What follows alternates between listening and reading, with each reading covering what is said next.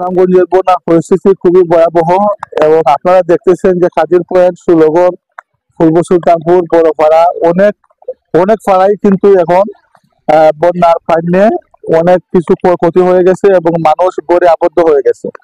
এবং বন্যা থেকে আমরা এই বন্যা থেকে আমরা পরিত্রাণ পাইতে হইলে আমাদের অনেক কিছু করণীয় আছে। যেমন আমাদের আমাদের জলাবদ্ধতা এবং অনেক কিছু সমস্যা আছে, এইগুলা সমাধান করতে হবে, না হয় মানুষের দুর্ভোগ কিন্তু পোহাবে না। হ্যাঁ, অত্যন্ত কষ্টকর এবং আমরা অত্যন্ত কষ্ট এবং আমাদের ছেলে মেয়ে নিয়ে অনেক কষ্টে আছি। আমরা যে অবস্থা আছে বর্তমানে খুব খারাপ অবস্থায় আছি। গলার মাঝে পানি, এই বাচ্চা কাচ্চা লইয়া ফ্যামিলি লইয়া খুব দৌড়াদৌড়ি আছি। এরপরে হানি মনি তো খুব সমস্যার মাঝে আমরা আছি। পানি আনজত এটা দুর্দশার মাঝে আছি। বালা পানি বলে কামতে পাই না। বাথরুম টামের বড় কষ্টের মাঝে আছি। বাথরুম করতে যাওয়া লাগে একটা কেরার দেশ।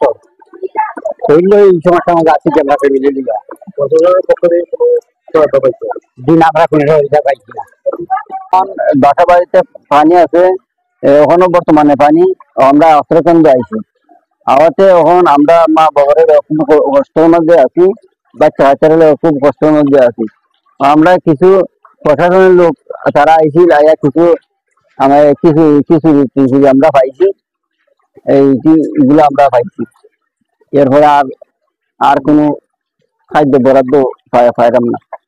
যে ঘরের মাঝে আমরা কত সাপে বিচ্ছু কত কিছু ডর, এই যে কত কত মানুষ অসহায় আইসে, এইটা বালা বুড়া কেউ আয়া দিগায় না, খালি এই যে ফসা খিচুড়ি কতটা কেয়ার ফুটছে না, চাউল আলু টালু খাসা সম্পূর্ণ এটা। পানি আরো বেশি বাড়ছে। এখন গতরাতে আসলে 8 পানি, এখন আছে উড়াত পানি, আর 1 ফুট পানি বাড়ছে। মানে আপনার বন্যার পরিস্থিতি দোকান যে দোকানগুলো আছে এগুলোতে আপনার দ্রব্যমূল্যের দাম বিক্রি করা হচ্ছে কিনা? দাম কিছুটা, অনেক দোকানে দাম ঠিক আছে, আবার অনেক দোকানে দাম বেশি। যে যেরকম বেচতে পারছি সেরকম।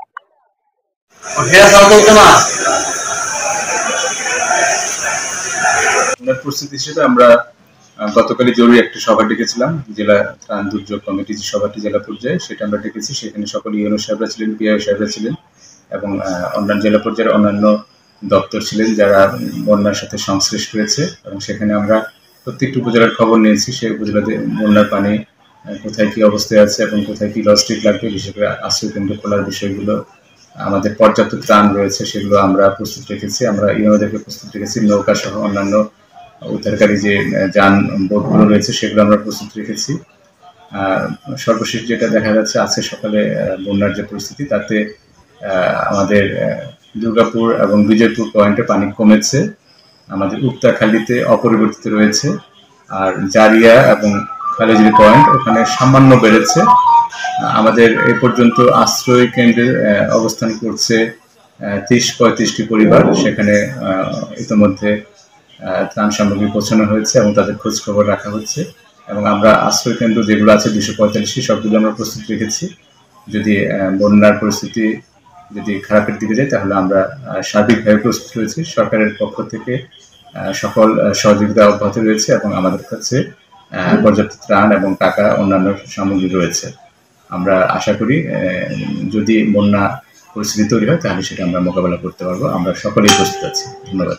সবার কথা যে বন্যা ভাঙিনি তো জায়গা ঠিক আছে, রান্না বাড়া বন্ধ, এরপরে কোনো যে সম্পদ টম্পদ নাই, ঠিক আছে, যে জায়গাটা মধ্যে আছে এই জায়গাটা তাহলে তো দিয়েছেন কি অবস্থা, যে গরু চলে ভাঙে, এই যে ভাঙিনি তো জায়গা, এই যে গরু একটা পানি দেখুন সব কিছু ভাঙা টাঙ্গে নিতেছে গা বন্যা। এত উঠানো উঠে আছে, ফাঁক ঘরে পানি উঠে আছে, চুলাতে রাঁধতে পারি না। আজকে আর একানো রান্ধে আনছি। আমরা সোমবারে ঈদ গেছে, সোমবার দিন রাতে থেকে এই পরিস্থিতি। গরু তো আমরা খাওয়া দাওয়া নাই, আমরা বর্তমানে এখন এই অবস্থায় যে সৌর ঘোরাঘুরি তো আর আবুদুক্ত আছে গরু একমাত্র বন্দি, কোথায় বুঝছেন? এই পরিস্থিতিতে আমরা আছি। অন্ত আমরা তো খোঁজ খবর কেউ লয় না, হ্যালো, এই যে ডালে ডালে কালে কালে করতে আসি, খাওয়া নাই দাওয়া নাই। আমরা কি করে, আমরা একটা উপায় আপনারা করে দিন। যে অবস্থা তো হানি দিয়ে পারতেন তাছে গায়ে কলটা দড়ি, একটা আয়রনের কল আছে, এটা দড়িয়ে নিতেছে গা আমার। আমি আমার বেড়া নাই, পুত্র সন্তানও নেই, মানে আমি এই ভাই জার্মানি টাইনে যেতে খুব কষ্টেতে আছি।